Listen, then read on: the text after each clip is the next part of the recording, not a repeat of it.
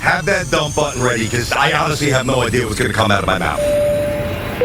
Get ready for takeoff. There is no way that I'm tapping out now. You're listening to Unkillable. If you didn't kill us last night, we are unkillable. Hosted by Brandon Tierney. What's happening, everybody? Episode number 24 of Unkillable. Let's get down to it. Busy show. It's been a little bit. I wanted to let things marinate. I didn't want to just jump in. I wanted to let things kind of sink in a little bit and see if I still felt the way I did in real time. So that's why the little pause here. A couple things we'll hit tonight. A little Super Bowl week overview, the changes so far inside the Jets building, obviously, and then something on Aaron Rodgers. All right, now, first of all, Super Bowl week. Super Bowl week, to me, I can't stand it. I honestly can't stand it anymore. Now, I'm not saying that it's valueless. It's just not for me. So you got to understand, before I went to WFAN, me and Tiki were doing national shows for about 10 years, a decade on CBS Sports Radio, right? And we would go to every Super Bowl, and we had fun. Absolutely had a good time. Went to some really fun cities. Saw some fun things. I remember one time we were at I think it was like an ESPN party a Madden party. And it's like midnight and like there's Tim Tebow and there's Gronk. And it's just a wild scene, not to name drop, but it was fun. And then like midnight, Snoop Dogg comes out on the stage. Like, I've had fun at Super Bowl weeks. I really have. But the interviews at Radio Row are a complete waste of time. And I've got no interest in it. I don't think really anything interesting is being said. And it's really just a procession of, all right, we're joined by, Hall of Famer so-and-so. And then he goes to New York, and he goes to Chicago, and he goes to Philly, and he goes to Boston, and he goes to national radio, he goes to Fox, goes here, goes to Sirius. I think if you know how to do an interview, you could get something more than others who can't. And I take pride in doing good interviews, but it's really just about pushing products like, all right, this guy's with the ED pills, this guy with joint medicine, joined now by, a 9-time first-team All-Pro, Hall of Famer who's got knee replacement surgery. So, so-and-so, welcome to the show. How are the knees feeling? Well, let me tell you, BT and Tiki, the joint medicine that I've had, it's like, it really is just a lot of that nonsense. All right, so Super Bowl week to me, really not just Super Bowl week. And I'm not trying to be a downer. I can't wait for the game. I really can't. And you're talking about legacy, Mahomes. I would have enjoyed myself more if it was Buffalo and Detroit, because one of those great fan bases would have been rewarded. But, I mean, geez, from my perspective, New York, obviously the Saquon element, Eagles fans are nuts, Chiefs fans are great. New Orleans is a pretty wild city. Superdome is a good venue. It's a little bit old at this point, but a good venue for a big game like that. And then obviously, Hurts got to one, didn't win. Anytime you win a Super Bowl, you're viewed totally differently. So there's a lot at stake. I mean, Andy Reid keeps winning. Does he surpass Belichick? Does he surpass Parcells? If you don't, maybe he already has in some of your opinions, but does he surpass Lombardi? Like, there's a lot here. I'm not saying there's not. But the regurgitation of shit is just so boring to me. So I am thrilled not to be there. So happy I'm not there. Now, having said that, there have been a few things I've gleaned, and this will get into the Rodgers stuff. A few things some of his teammates have said on Radio Row that I'll get into a bit. Now, let's get into the changes here for the Jets. So, I love the Aaron Glenn hire. Absolutely love it. My first choice was Mike Vrabel. They tried. He was never getting away from Robert Kraft and the Pats once they got rid of Jared Mayo. Mayo. Yeah. Why does that sound? You ever say a word and it sounds weird, but you know it's right? That just, I don't even like a simple small word. Anyway, I think you know what I'm talking about. That just happened there. Mayo. Once they got rid of him, you knew that it was done. You knew where he was going. So I knew the Jets had no chance. The Jets process was ridiculed by some. What's the guy from Maryland, Lackley or something like that? He's not even winning at Maryland. What in the world did the Jets do in talking to him? Well, I've actually lauded from day one the Jets' extensive the profile, like how extensive they've been. They really took their time, and they brought in some outside voices with the 33rd Street firm with Spielman, who's now on the payroll, which I'll get to as well, and obviously Mike Tannenbaum. So I think the Jets ran a smooth, all-encompassing, well thought out, leave no rock unturned search, and I commend them for that. I truly do. Now, the one thing that I find very interesting, and we've sat here, now I haven't had a podcast for these 14 years, but I've had radio shows, and every freaking year or every time we were right on the precipice of change, we bang on the GM, we bang on the head coach, we bang on the quarterback. Now, I think the last 2 to 3 years, it's gotten louder for Woody. Certainly the last year or so, Woody has felt that criticism, certainly for me. But I find it very interesting where the commonality here is, all right, so the Jets, we're going to get rid of Idzik and McCagnon and this guy and Bowles and all the different coaches, right? And we're going to draft that guy and draft this guy and bring in that guy's quarterback and see if it works. So they've tried everything except actually changing some of the names in the building. I mean, how basic is that? So they finally decided to do that. Now, the names are, I don't even know the names. So quite frankly, if we did a multiple choice test on social media, I'm not trying to disparage these men. They've got families, and I'm sure they're decent at their job on some level, and they've been well compensated, so they'll be fine, and they'll land on their feet. But like if you took the people who have been let go of the Jets, the inner workings of the building, like the football operations side of the building, if we did a multiple quiz, like multiple choice tests, like, all right, are these 3 names or these 4 names, are they A, obscure musicians, B, old wrestling managers from the 1970s, WWF, politicians, or are they former Jet employees? I have no idea. I mean, so I don't think you really care. I don't really care. I know, granted, this is a broad stroke.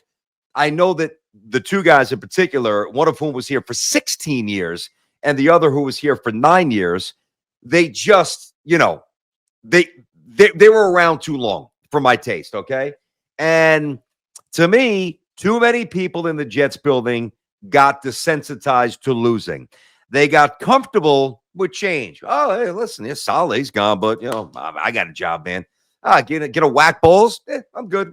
Where we playing golf? My check is still clearing. Like, to me, you've got to change things. I have an old saying. It's not the most creative saying, but I say it to my kids. I say it on the radio. I think it applies to a lot of things in life. It doesn't change until it changes. And the Jets have tried everything. Again, that's why I ran through. They've changed the GMs and the head coaches and the quarterbacks, and they've changed their approach to the draft, and they changed their approach to free agency, and they changed their approach, what uniforms they wear. Their social media game's a little different. So now they're finally getting into the guts, the underbelly of the franchise, which quite frankly has been awful. It's been dog shit.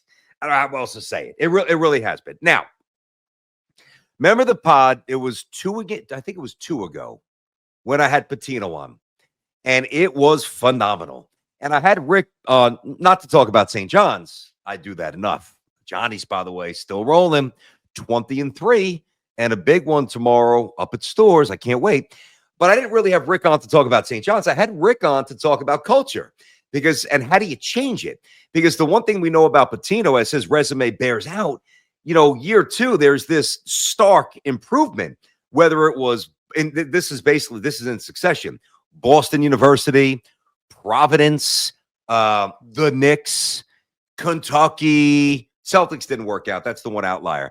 Obviously Louisville, Greece, Iona, and now here we are, St. John's, year 2. And the Johnnies are doing things literally that they haven't done since the 80s when they went to the Final Four with Lou Carnesecca and Chris Mullin. Love you, Lou. So I wanted to have Rick on to talk about, like, what we could stare at the numbers and laud the accomplishments all day, but how do you get down to doing it? Like, what's the secret sauce in changing culture? And I was like expecting, I don't really know, quite frankly, what I was expecting. I was expecting a few different things, but I don't know that I was expecting his main answer. And just to recap, his main answer was, well, The way you change culture is you sit down and you talk to people. And now you got to trust your instincts. Your instincts have to lead you in the right direction. Even if your instincts aren't perfect, they've got to be more right than wrong, obviously. And you got to look in the eyes of somebody and you got to connect to their soul. And you got to determine, quite literally, if that person's an asset or a detriment.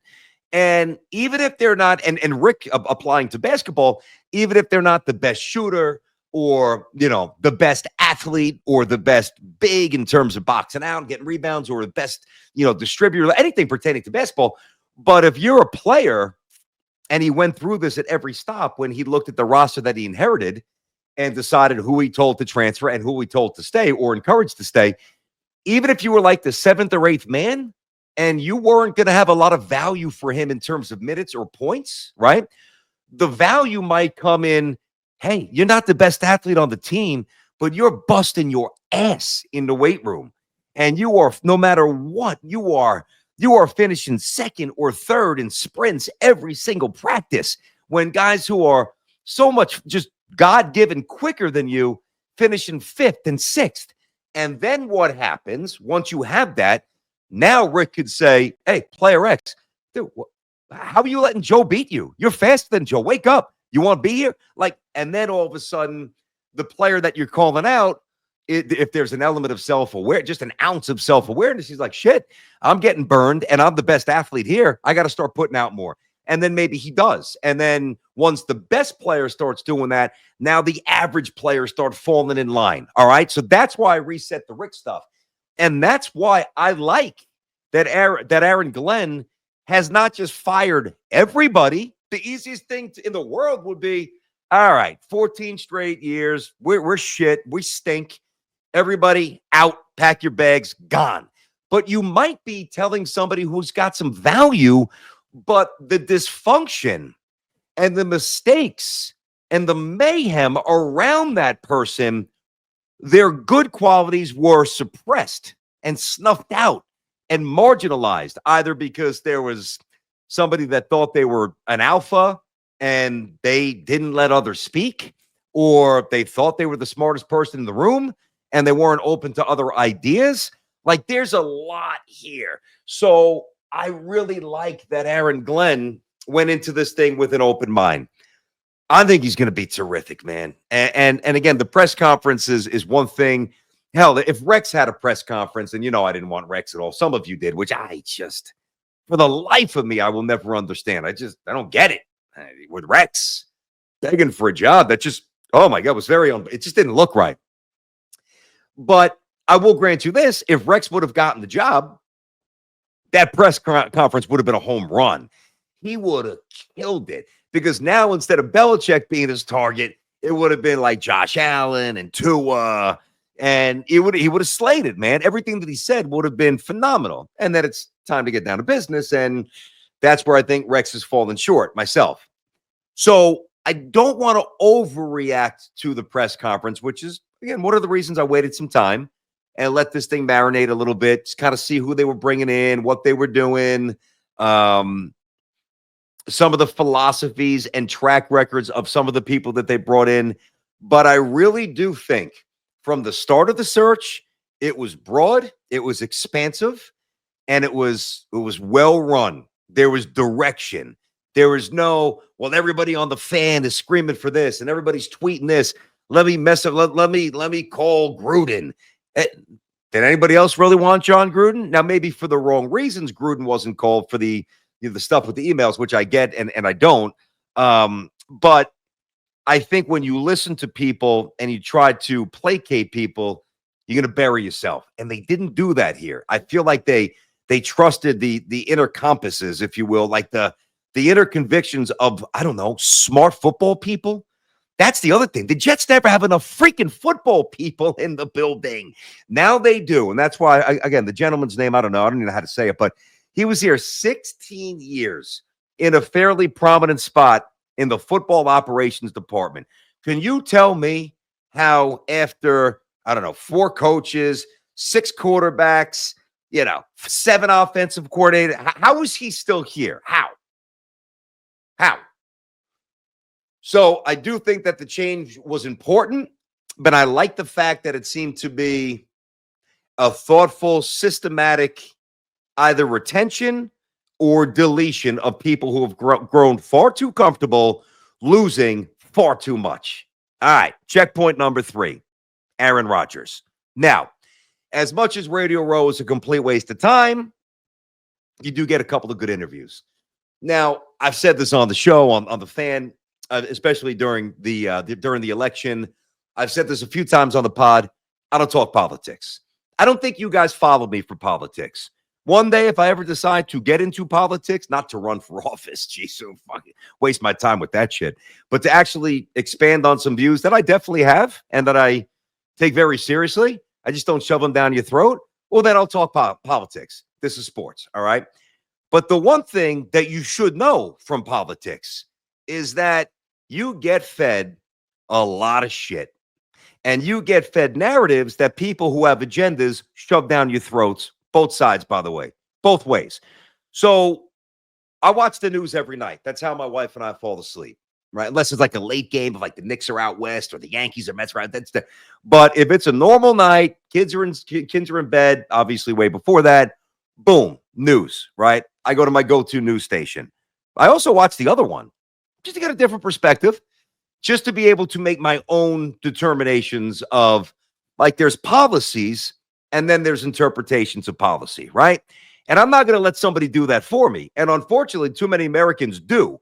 And that's why America's fucked up the way it is, quite frankly. But I don't do that. I don't do that. And I only say that. I honestly only say that. I'm not shoving anything down your throat. I'm respecting your privacy. I'm respecting your beliefs. I hope you do the same for mine. And if not, I don't know what to tell you.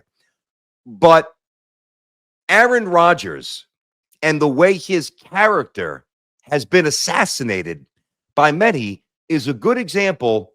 Don't believe what everybody's feeding you, okay? Example A, Quincy Williams. Example B, Quinnen Williams. Example C, Jermaine Johnson. I could go on and on. I won't. I could go on and on and on. Now, you tell me what has more credence. People who are not in the building and who have never been in the building, nor will they ever be in the building, popping off, creating a shitstorm on social media, making up some lies or stretching truths or complete fabrications about somebody. And I'm not saying Rodgers is perfect. Trust me, he's not. A lot of sides to Aaron Rodgers.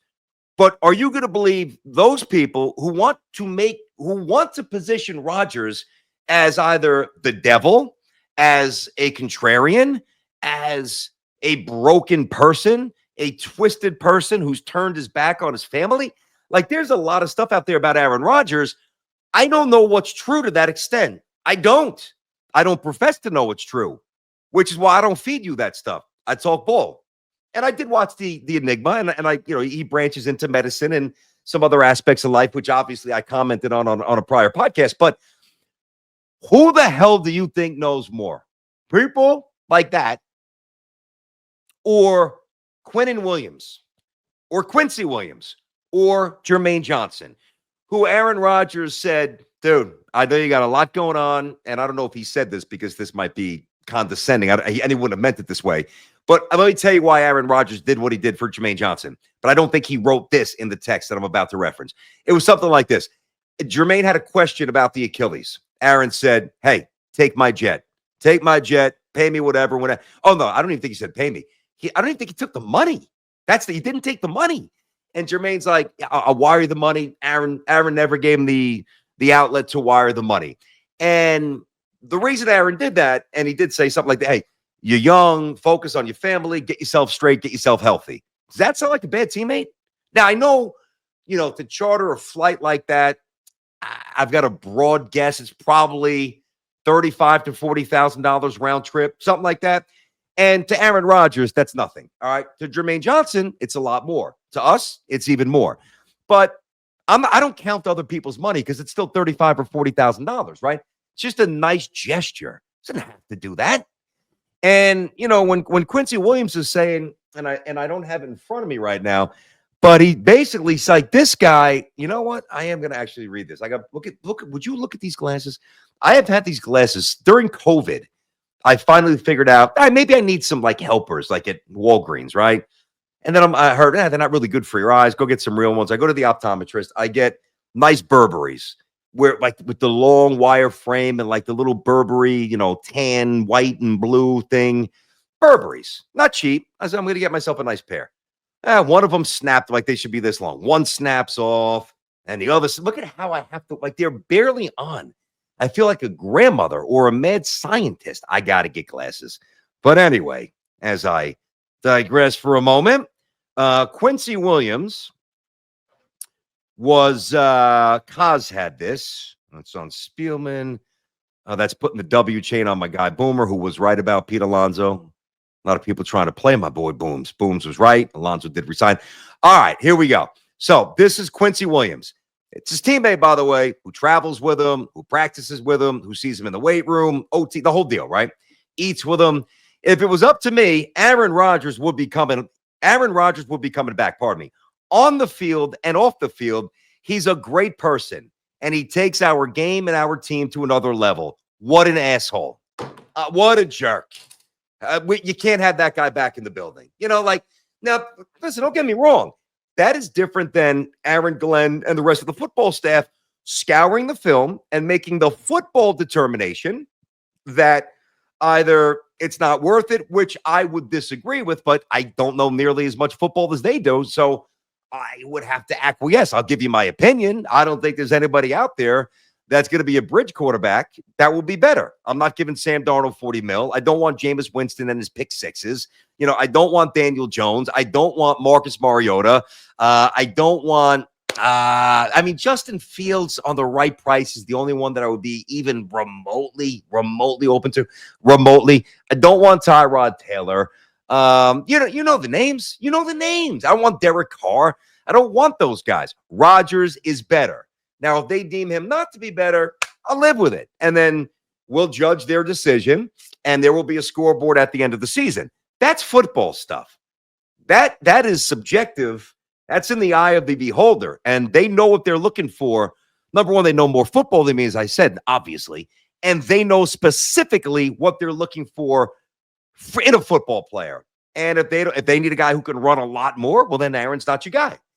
If they want a guy who's exclusively under shotgun, which they might, then Aaron's not your guy. I get it. Okay. But this blanket indictment of Aaron Rodgers as a person, it really, it does reflect a lot of the very unfortunate aspects of society. And I try not to jump on the hate train. I really do. Like that's the low hanging fruit, the hate train. Who the hell can't do a radio show and jump on the hate train? Any idiot could do that. Any clown could tweet and get, depending upon how many followers you have, 100 likes, 100 retweets, 10,000 likes, depending upon, who you are, whatever. Of course, doesn't take anything. But those people, both sides, by the way, are arsonists. And I just got a fundamental problem with that.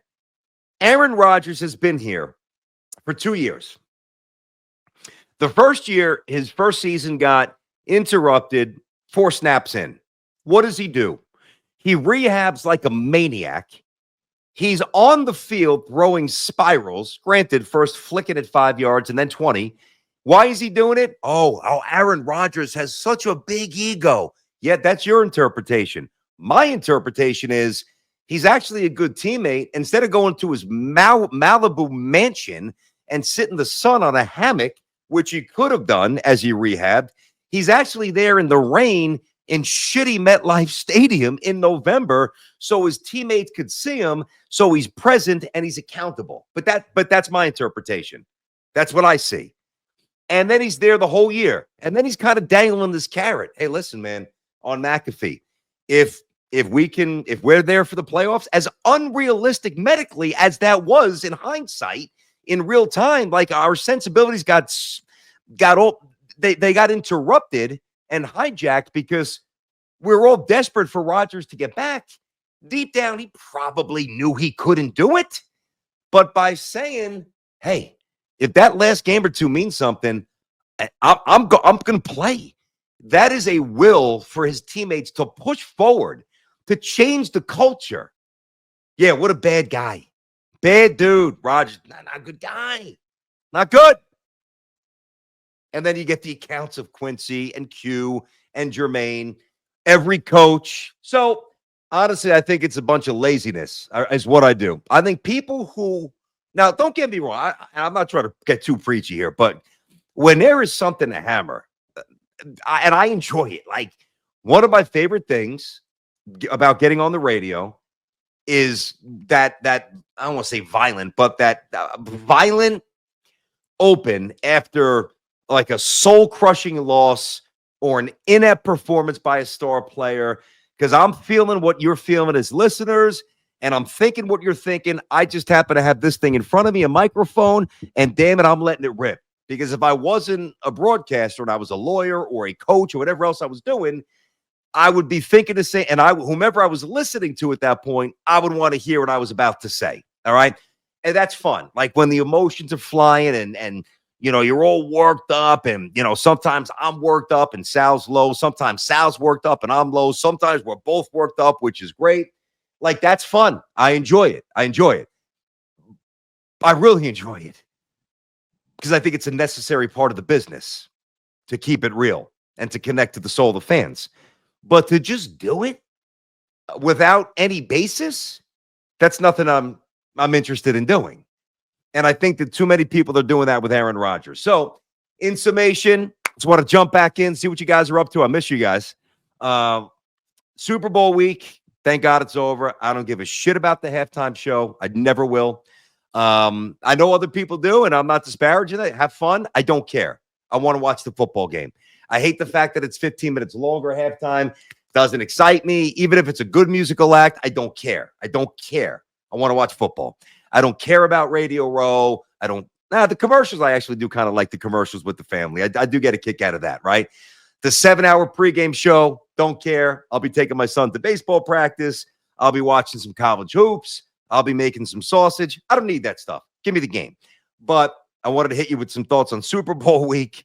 Obviously, the changes inside the Jets building, and I think some of the unfairness to Aaron Rodgers. So I appreciate this, guys. Let me say hi to my boy Evan before we pack up shop. Ev, what's happening, my man? How you doing? Hey, good.